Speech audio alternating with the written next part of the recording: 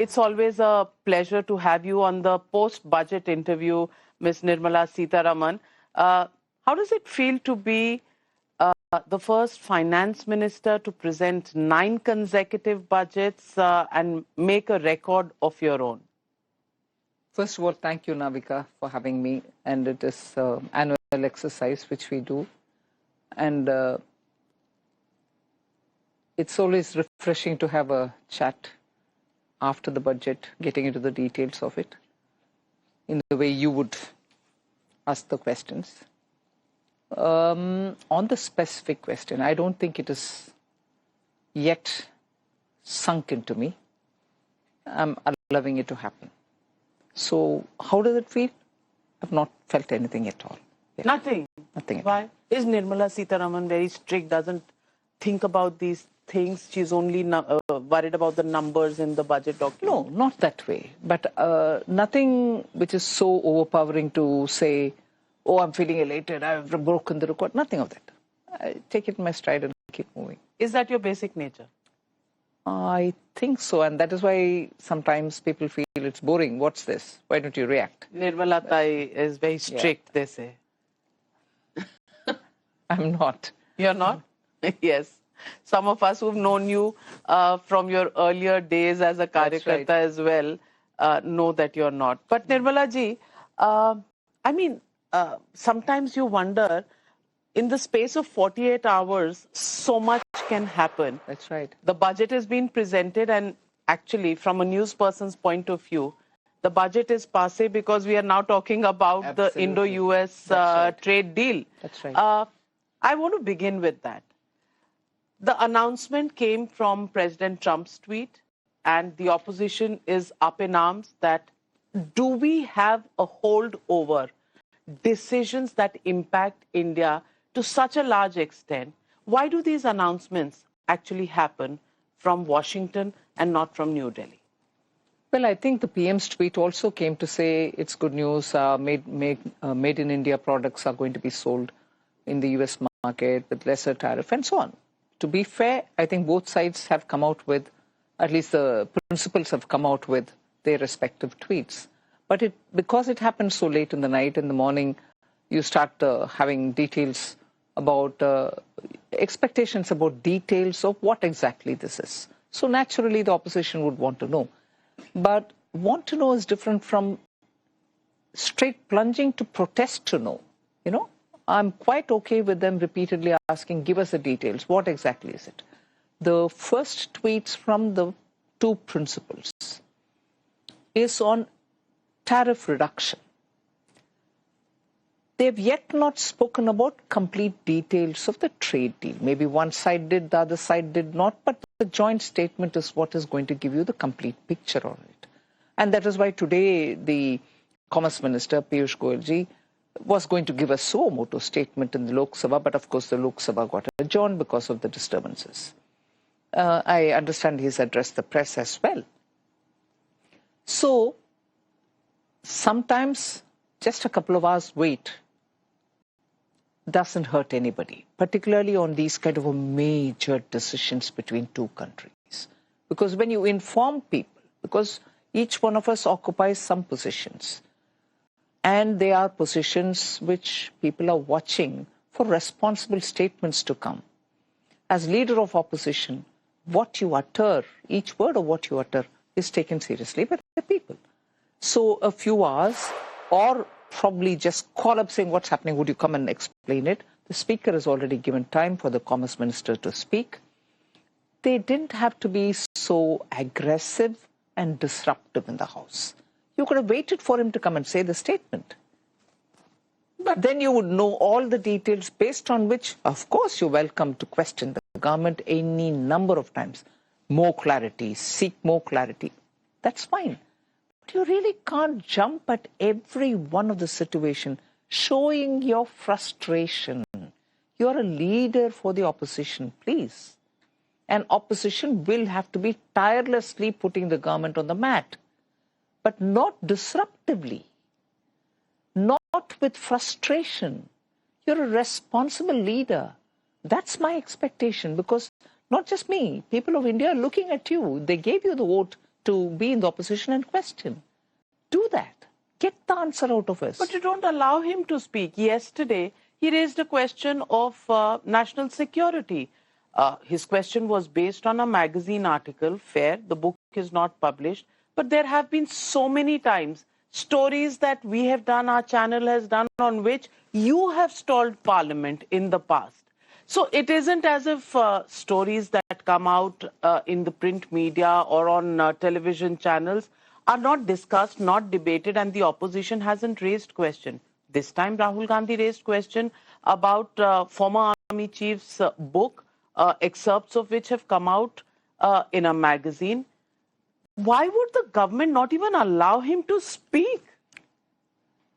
Nabika, I want you to please go back to... I receive your question. I appreciate your question. I welcome it. But the credibility of Rahul Gandhi standing up and speaking on questions has given a record of him depending on false information all this while. You'll probably recall the Rafale debate, where he just stood up with, documents which you can't authenticate. He'll readily authenticate what he has in his hand, but which turned out to be, later on I came up with documents to say, sorry, what you're quoting is wrong, sorry, what you're quoting is half-truth, all that. So his credibility is such. But when we speak about proceedings in the House, it's not what the Treasury wants. The Speaker is the arbiter. He's going to be able to tell you that, hold on, I want him to speak. He's called you, you speak.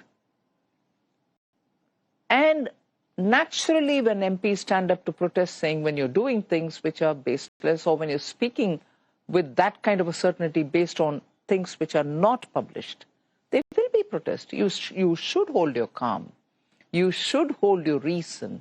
You should hold the authority with which you speak, saying, listen, the speaker's given me the right. I am speaking on certain things I want you to hear. Whereas if you're disruptive and your people will come and throw about papers, is there order? Is there order in the House, which is what the opposition constantly tells us? Today. I am still on yesterday's on the national security aspect. What did he say? He said, General Narvane said he tried to reach out to the government, to the defense minister. He got a call back 2.5 hours later, and that's what the article says, quoting purportedly what is in the unpublished book, that jo uchit hai wo kijiye. I think the record was very straight. The government was on a very, very positive wicket. They could have played on the front foot by not allowing the opposition leader to speak. Have you actually created a situation where people are wondering, is there something to hide? No, but when the defense minister, Raksha Mantriji, gets up and says, this is what happened, we've given them complete freedom to choose their time, choose the way in which they want to do the attack. And he stood up and said, which has been said by Honorable PM several times earlier before. Even then, you would continue with the tirade. You're not moving on to the next issue. You're continuously going ahead as though no one replied. Does that matter at all? A reply has come. A response has come from the Raksha Mantri, no less. But you would still continue with your, arrogated tirade? Leader of the opposition with responsibility asks the question, and you think the Treasury will not answer? But the answer doesn't matter to you because you've come with a closed mind. You don't want to hear it at all. You've come with an agenda to speak the way you want to speak, irrespective of what reply you get. You take that into cognizance, build your case up. Who's stopping you? No, the reply doesn't matter. I'll go on my own route. Why would people sit and listen to that kind of a, I've come with a set agenda, I'll go ahead with it irrespective of what you say. Even that. Are you saying Rahul Gandhi makes it personal? Oh, several times, hasn't he? He's called the Prime Minister different names. He's called me a liar. He personalizes every debate. I've never seen him talk on issues, talk like a statesman, talk like a, leader of the opposition. so many opposition parties which are sitting along with him are fully in support for him. What else does he want? To be responsible and speak responsibly in a house which has so many experienced members sitting. But Ms. Nirmala Sitharaman, on the Indo-US trade deal, we know tariffs have come down from 50 to 18%. But that's all that we know. We don't know because there is talk. The Agriculture Secretary in the United States has said that there would be market access to farm goods. There is talk of oil not being purchased from Russia anymore, and that America and Venezuela would be our oil suppliers. These are part of the official statements that have come from Washington. Do you not expect the opposition or anybody in this country to ask you, give us details? Absolutely right, and you're right to ask. Leader of the opposition parties, people of India are right to ask that question. But would you wait for the reply? Which is not happening after 1 month. This evening, 4:30, I was told the Honorable Commerce Minister was going to give a statement in the House. Would you wait for him or not? He was even in, if I know right, and I don't want to disclose anything else, he was in Mumbai and he was rushing back. You wait for an official, clear reply. Suo moto statement he was going to give. No, I do not want. Tell us now. He is the authority to tell because he is the minister concerned. But without listening to the minister, you go about giving misleading information as though you've seen the deal. Please, have you seen the deal? Tell us. So why have you seen the deal? No, why would you want to... Have you seen the deal? It's the minister who will see, not every cabinet minister. But the minister briefed earlier this evening. Yes. And the details are, if I may say so, still scanty. He has given a statement saying that the agriculture sector, the dairy sector will be protected.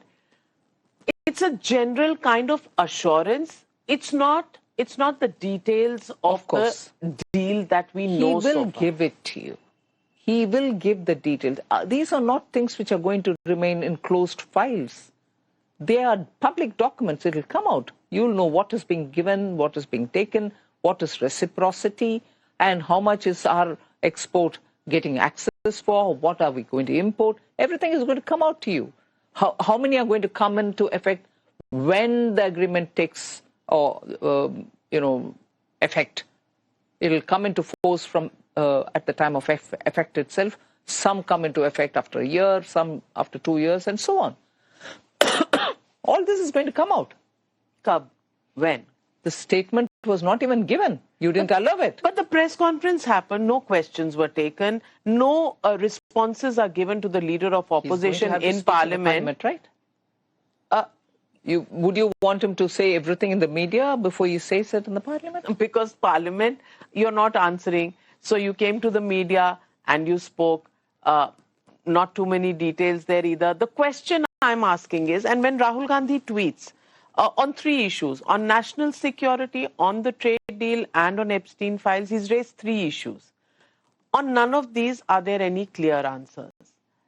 He may have a point. A leader of opposition, any time he asks a question or tweets or stands up to speak, has a point. I'm not denying that. But the point sometimes is not substantiated with facts.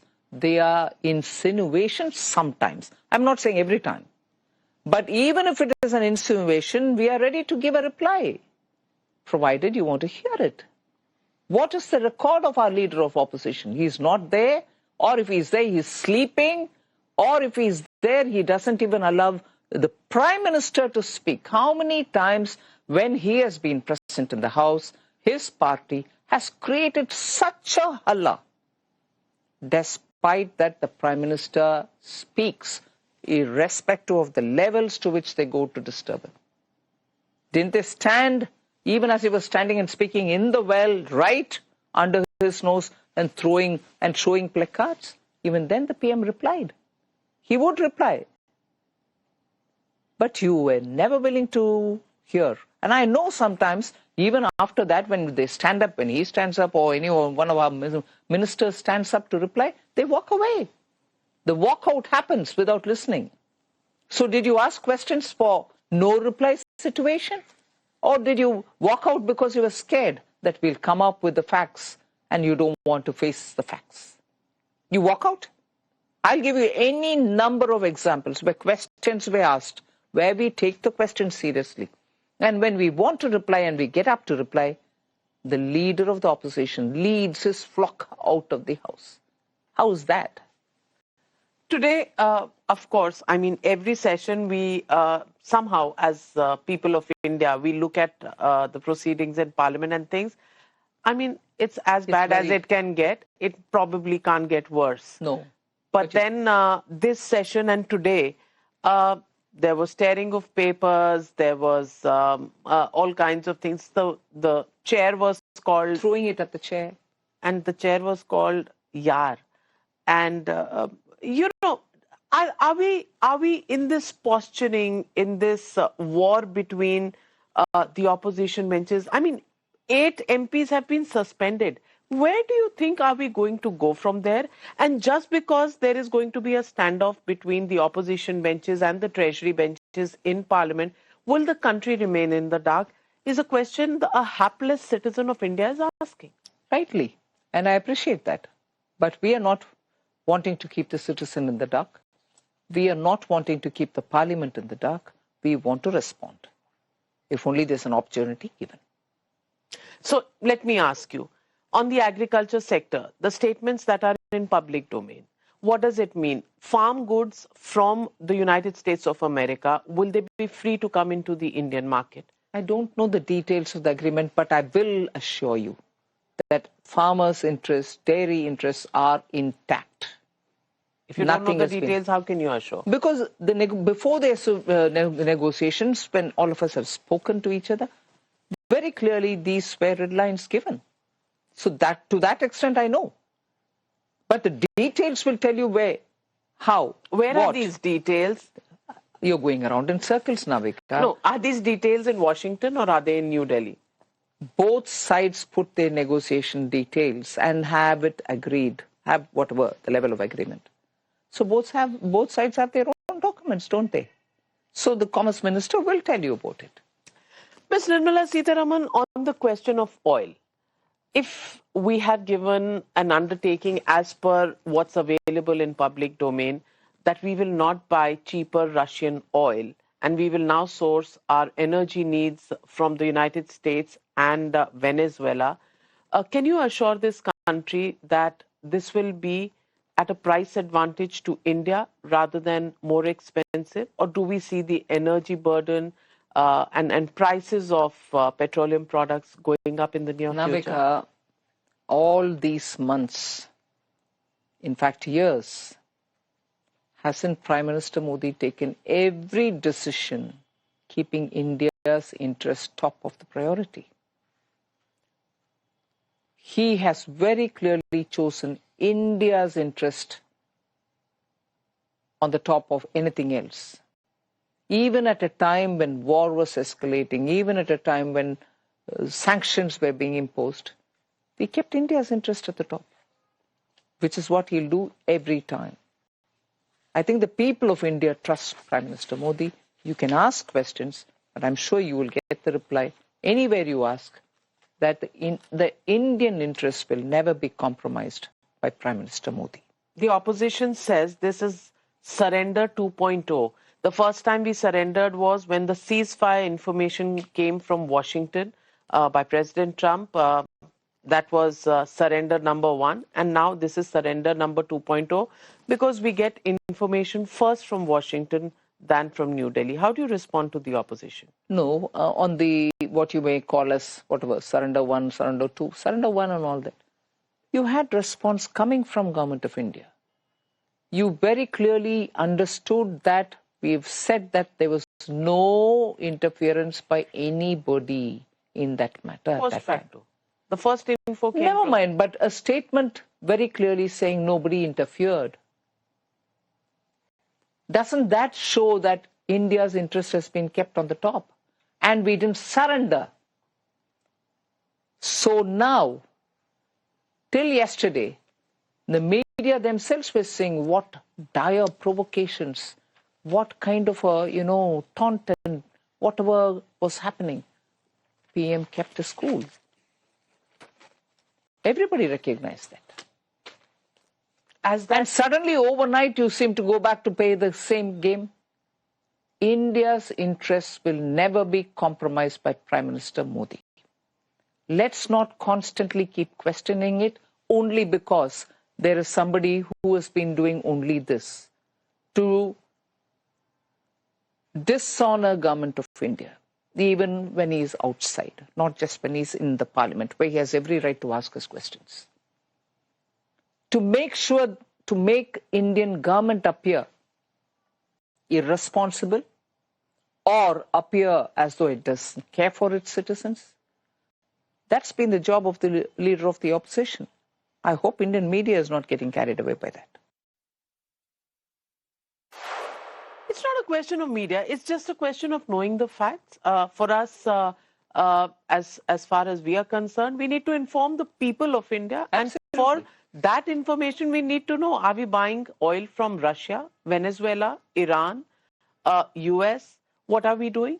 And whether we have the price advantage that Russia was giving us now any longer, or believe the opposition which says that India has been bullied into silence and bullied into doing what America wants us to do. We have not said we won't respond, have we? We said we want to come and reply. Time is of the essence. Yes, he was willing to come, but you disrupted the House and the Speaker thought it fit to adjourn the House. But even then the Minister is available for coming and saying things. And even tomorrow when the House convenes, he will be available to make a statement.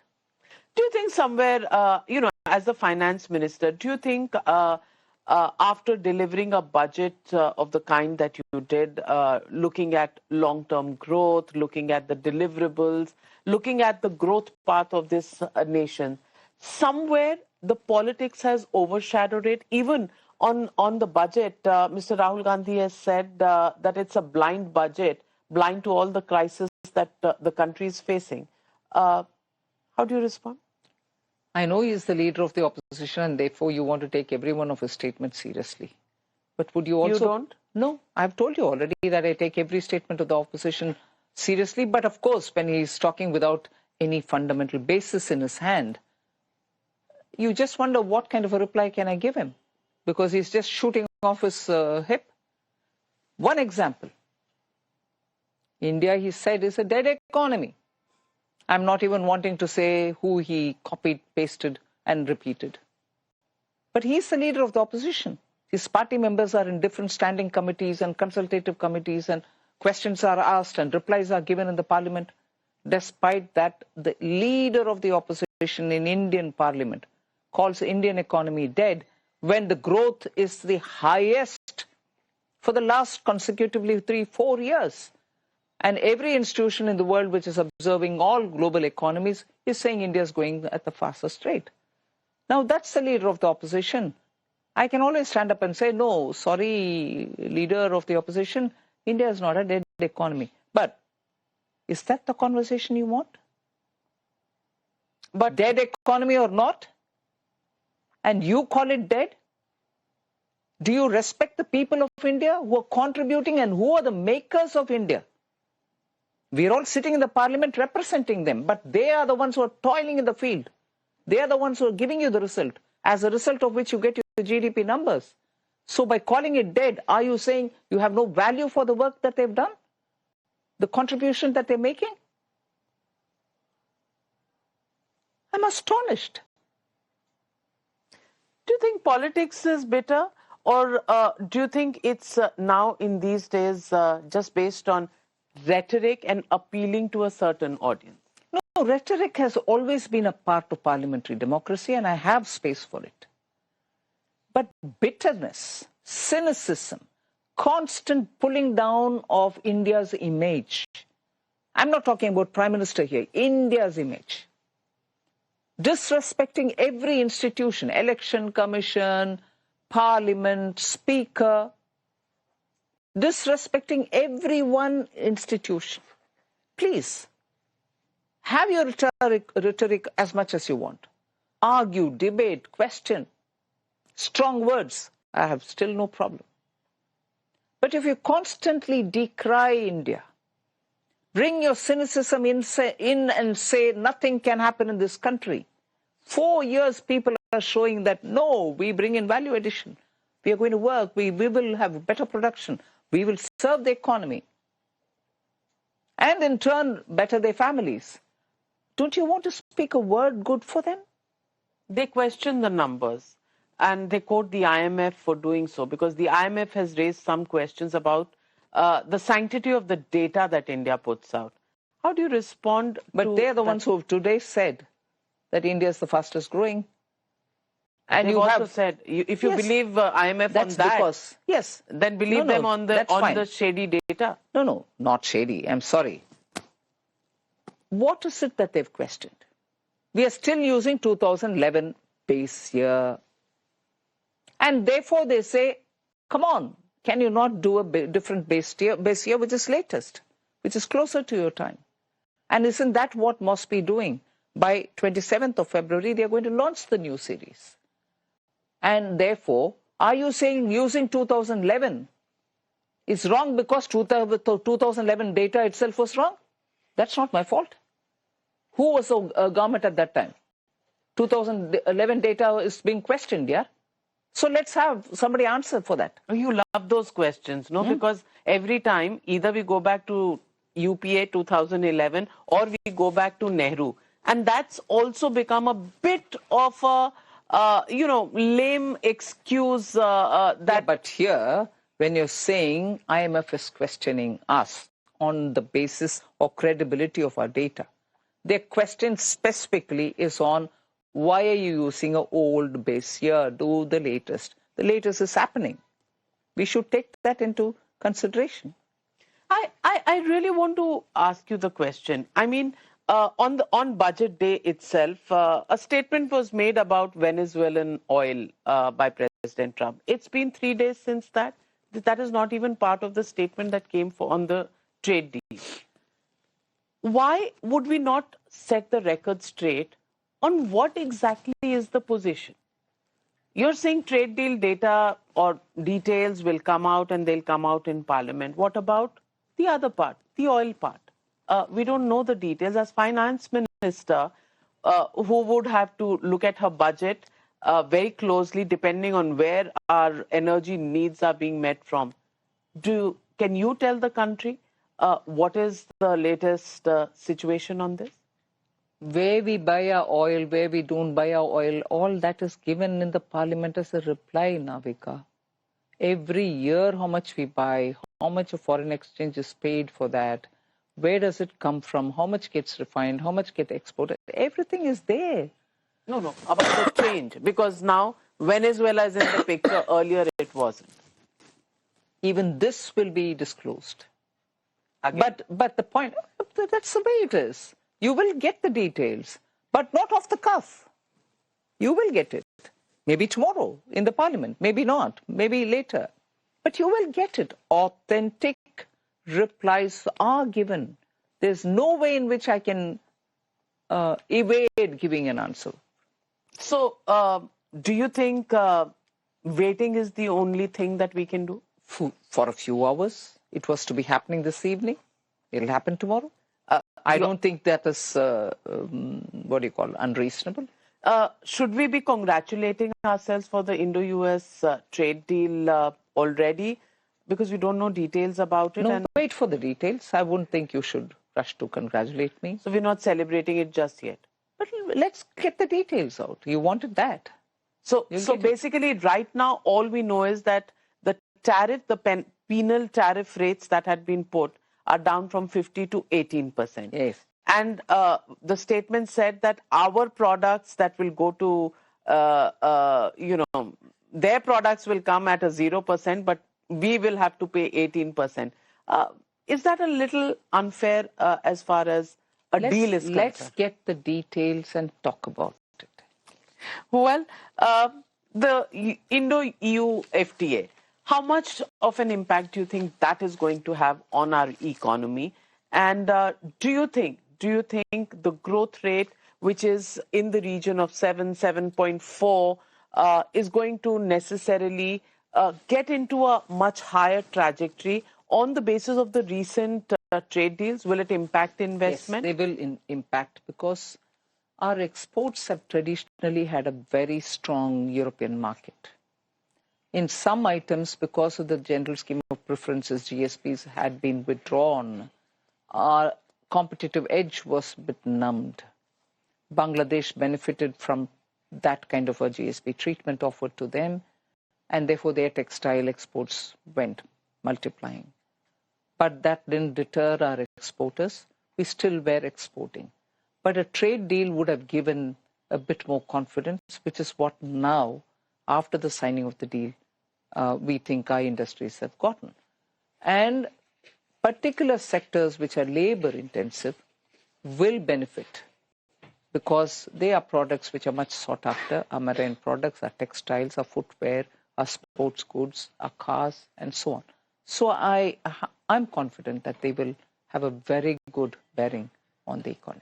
In terms of investments and job creation, because unemployment, once again, after falling to a low of 3.2% end of 24, is back a tad higher at 4.9. Do you think that's an area of worry? And do you think, investments will really pick up to take care of this unemployment rate? I think unemployment is an issue which we are very seriously addressing, not just through budget, but even otherwise. Skilling them, upskilling people, creating a portal where matchmaking can happen for skills that are available and the jobs that are being offered, and so on. And the government jobs are being filled up since 22, I think, November. No vacancies are left, or in the sense sanctioned positions are not left unoccupied. So government jobs are getting filled up. We are creating opportunities for people to become entrepreneurs. Even if they don't get jobs, they can run their own show, so on. So it is not a one-dimensional issue of addressing jobs. It is looking at the entire gamut of what makes productive work so that people can earn out of it. So for each one of the sectors, we are looking at skilling people, giving them the opportunities, exposing them to different companies through internship schemes, and so on. So government has not sat back on the requirement of the youth. Let me also ask you, just after the budget presentation, the markets really went into a free fall, almost about 1,500 odd points down. And then this morning, they've really woken up to the great cheer. I don't know, maybe about the Indo-US trade deal, which we don't know much about. Were you worried then, and are you satisfied today? No, the correction that I did by raising the STT on futures and options is a correction which was much needed. We've had people calling us saying people are losing money heavily. It was not just anecdotal. There are studies to show how 90% of the people who were participating in futures and options market were losing heavily, 90%. And therefore, to deter that, the speculative forces. Yes. Many of the Hindi newspapers have reported that is exactly where the Satta operations happen. And therefore, we've raised it a little bit, not with revenue consideration, but clearly making sure that that deters people from going in. But then why did the markets get spooked, if it was for their benefit? If it is for the benefit of those who are entering the futures, they are not the ones who are probably leading to the negative sentiment. And the reaction today, almost 2,400 points up? Because we explained it out, saying we have not treated all the STTs for a hike. It is only the STT which is on future and options. The others we have not even gone anywhere near. So the markets today did not react to the trade deal? Maybe they reacted to the trade deal also. I'm not saying any one particular reason is the one. There can be a blend of reasons. They're probably also sensing that a lot of investments are likely to come. There can be many more things. The opposition also has raised the issue of how, as a percentage of the overall budget, allocations for health, allocations for education have actually come down from the past to this year's budget. which they question your priorities in terms of commitment to these sectors. If I want to give a response which is going to be harmless, did they read the budget, Navika? Allied health service workers, medical hub,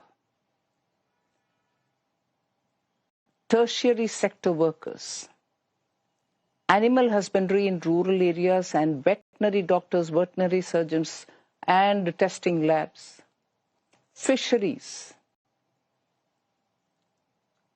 waterways, fishermen who are going into deep sea to get fish from the economic zone,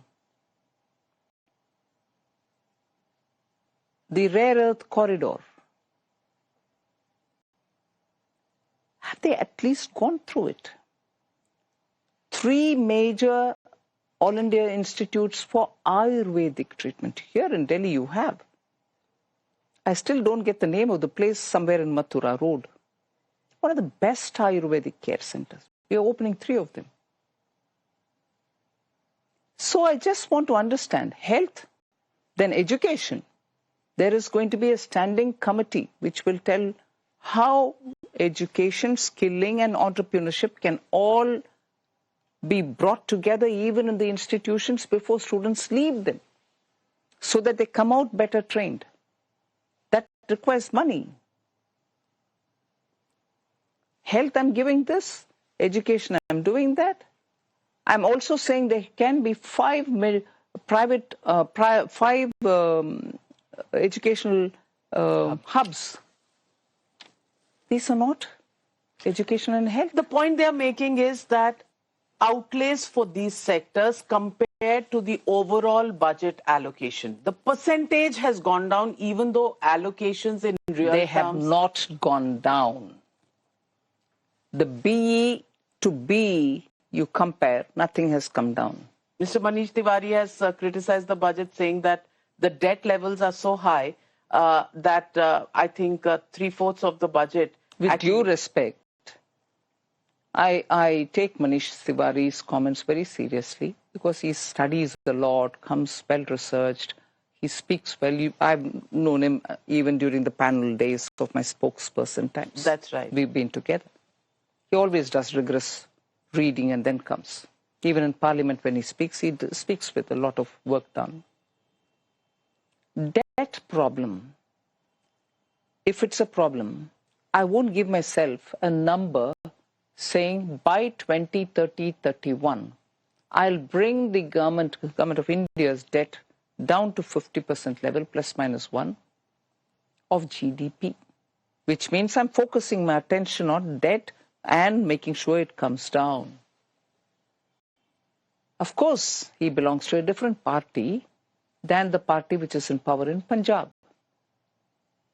He should look at what's happening in Punjab.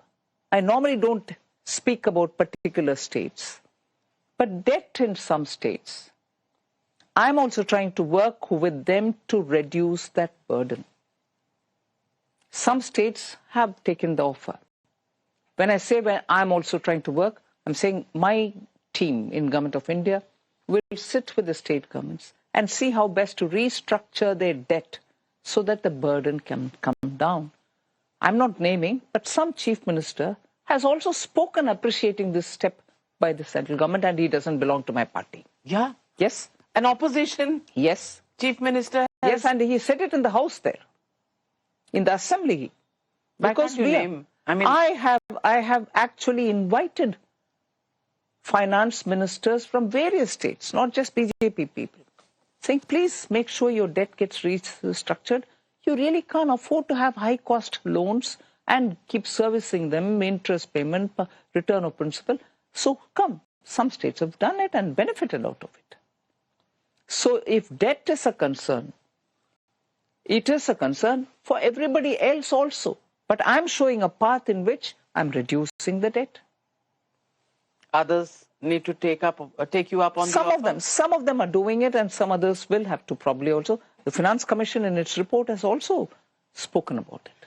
Ms. Sitharaman, I want to ask you, last year, ahead of the Bihar elections, everybody in the opposition criticized you, saying that Bihar budget है, ये central budget नहीं है, बिहार के बारे में आपने इतने projects कर दिए. This year, also 4 states are going to polls. This year the criticism is the opposite, that आपने किसी poll state के लिए कुछ नहीं बोला. So करो तो डांट, ना करो तो डांट. सब निर्मला मामी को डांटते क्यों? Why? I mean, well, if you're in the opposition, you think you have every liberty to criticize, and I have no problem with them. Please let them do it. Oh, you have a problem. I will answer it. You will? Yes. If why did you it'll not? be a problem if I'm unable to answer. So why did you not have special projects for the poll-bound states, keeping with the last year's precedent? Kerala and Tamil Nadu getting the corridor for rare earth. Poll-bound states have given them the corridors. High-speed rail goes to Chennai, given to them. Every coconut plant will be given a tree which is aged, will get a sapling. Coconut promotion will be big deal. Kerala and Tamil Nadu and Karnataka, of course, not in polls, but are 2 poll-bound states. The other poll-bound state, Bengal, is getting the east-west corridor starting from Durgapur, I think, Dankuni. Mamta Didi said that she's already got her own projects, and this project is when she was railway minister. No thanks to you. She didn't implement. She just announced and went away. But we are implementing it, no? Because it's West Bengal elections. If you want to put it that way. So, election-bound states or not, or non-election-bound states. I've taken names of all the states. I've taken the name of Northeast states. There's no election there. Assam? I've not taken Assam's name, in fact. That's why. They're saying why. But I've taken these states' name, na. I've taken also non-election-bound states. I've taken also poll-bound states. So this particular budget, everybody's name is there. And despite that, some honorable member said, my state's name is not there. I asked this question even the last time. If a state's name is not in the budget, read out, does it mean that no money goes to that state? In a 90-minute speech, how much more can I add? You could have taken another 10 minutes and added a few states. I'm sure. But is it absolutely impossible to impress the opposition? Do you feel that way? No, it's not a question of impression. It is impressing the opposition. It's more a question of opposition wanting to pick a hole in a budget, possibly where there is less opportunity to criticize.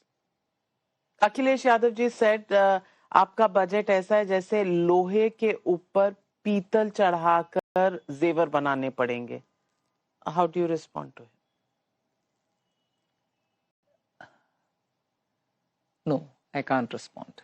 Because if you're just giving some kind of a metaphorical expression and going away, please let him stand and say, what is it? Lohe ke upar petal, and then making a zever. Why do you have to trouble yourself doing all that? Yeah, just read the budget and you'll know that is not required. Like the way you all say, सोने पर सुहागा, वो हुआ है budget में. आप लोहे को क्यों ढूंढ रहे हो भैया? सोने पे सुहा है. आप तो तमिलनाडु से आती हैं और हिंदी बोल रही हैं. डीएमके को प्रॉब्लम होगा. मगर यूपी को तो हिंदी में ही जवाब देना पड़ता है. इसलिए मैं कोशिश कर रही हूँ. वो अंग्रेजी समझते हैं, फिर भी हिंदी में देना ही उचित है जब लोहे और पीतल ये सब आता है. Nirmala ji, this time I saw you seem to have taken exception to the conversation on your saris. Why? Because it's something that stands out. Why have you taken exception? No, I'm not taking exception, Navika. I'm very happy and I see this as a good opportunity each budget to promote India's handlooms. I only wear handlooms, budget or no budget. I don't wear machine made. And I love India's handloom saris. I wear saris literally every day. And I'm proud about wearing them. And I definitely do choose my sari for the budget. But I said it in the context of, it's nice. I'm able to talk about saris. I'm able to wear it. And there are very many people who've come to me to say, oh, I love that sari. Not so much this one, that one. Makes wonderful, inspiring conversation. But beyond that, yes, I will love to talk and I'll certainly promote. I'm happy to promote Indian handloom. But beyond that, there should be a conversation about what work I do. And you don't start the conversation, I said, and I don't need to say it again, but I said, with the clothes that the minister wear for a male minister. Nobody talks about it. That's the only actually point. They do.